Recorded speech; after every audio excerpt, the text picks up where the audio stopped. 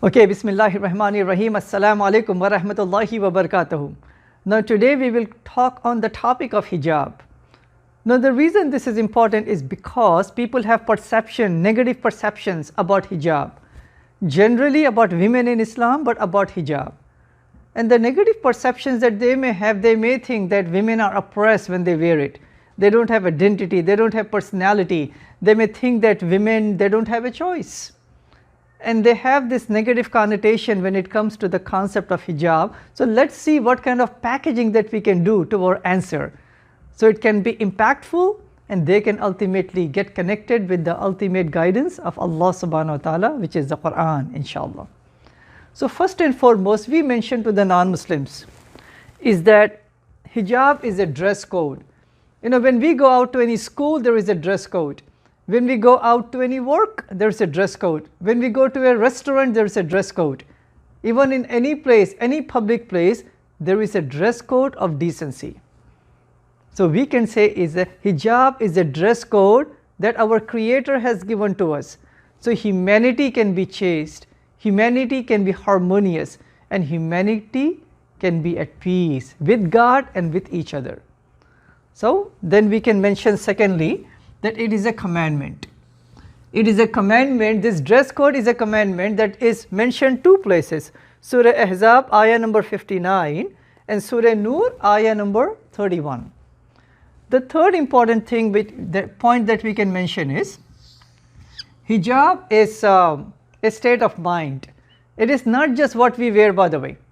Hijab is not just what we wear. Hijab also has to do with the proper modesty of how do we interact with the person of opposite gender. Hijab of the tongue. Muhammad, peace be upon him, he said, say something good or remain silent. The hijab of the ears, what we should hear and what we should not hear. Hijab of the eyes, what we should look at and what we should not look at. So hijab is a holistic concept. So it is a hijab, it's a state of mind. So that's number 3, right? It's a state of mind. Number 4th point is, hijab is equally applicable for both males and females.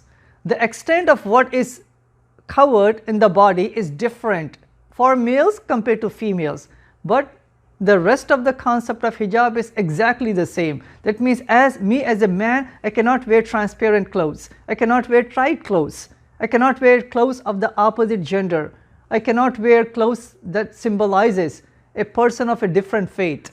I cannot wear clothes which are extravagant, that itself is wasting of money and attracting of attention. So hijab is for both males and females.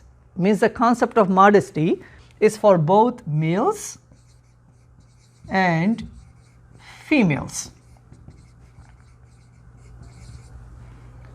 Now point number 5 is also important.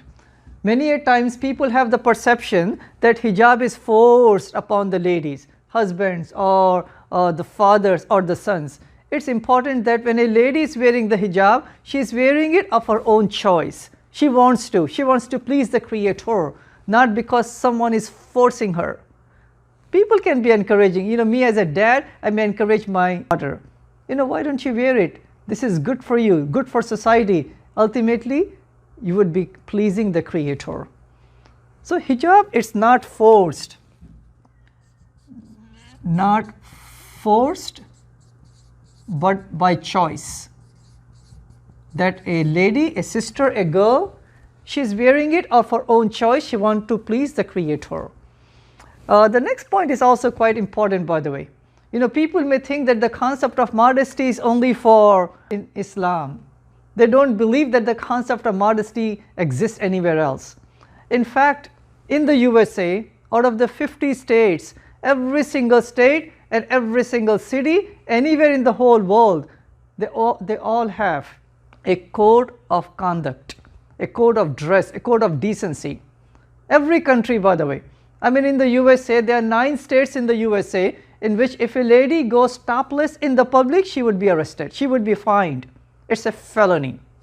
So, number 6 point is decency, the concept of decency in every country. So not just in every country, by the way, this concept of decency is also there for the Jewish ladies, especially when they are married, they are supposed to cover themselves. And the Christian ladies, in fact, the Bible, the New Testament says in the 1 Corinthians chapter 11, verse number 5 and 6, that a lady, especially when she goes to the church, she is supposed to properly cover her hair. So yes, it is also in other faiths. But it's really important for us. You know, many a times when Mary, the mother of Jesus, peace be upon them, when she is depicted as wearing what? The hijab, the dress of modesty. You know, even Mother Teresa, by the way, even the Catholic nuns, they wear the hijab, the clothes of modesty. But you know, sometimes people may think that, so this is point number 8.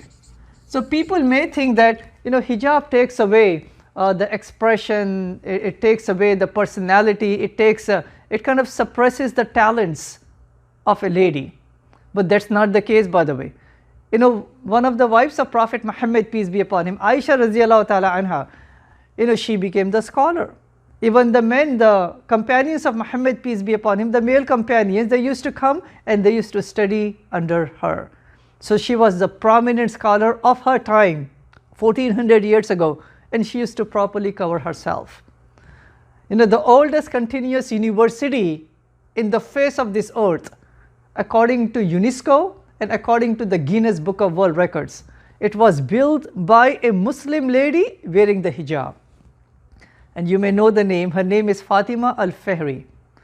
And she constructed this campus, which is called as the University of Qarawiyyin in 859 in the country of Morocco, in the city of Fez.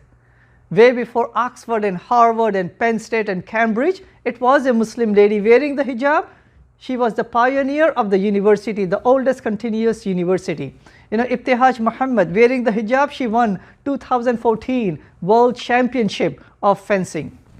And you can give many such examples, by the way.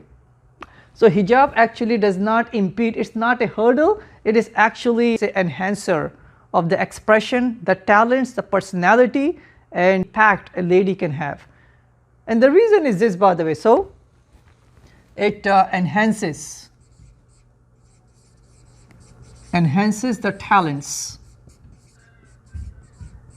of a lady wearing the hijab, right? So number 9 can be, because we don't want our ladies to be objectified. We don't want our ladies to be seen as, you know, objects. We want our sisters, our mothers, our wives to be taken as equally human in the eyes of God. They should be taken and they should be appreciated for their spirituality, for their personality, for their talents. All of these are appreciated by Allah subhanahu wa ta'ala. So we should take our sisters, our mothers, our daughters as equal to man in the eyes of the Creator. Different responsibility, but equal reward in the eyes of the Creator. And then we summarize the whole thing, then we say that inshallah, if the society adopts this concept, then inshallah the society would be chaste, the society would be harmonious, and the society is going to be the best of all the societies, inshallah. And that is the concept of hijab in Islam.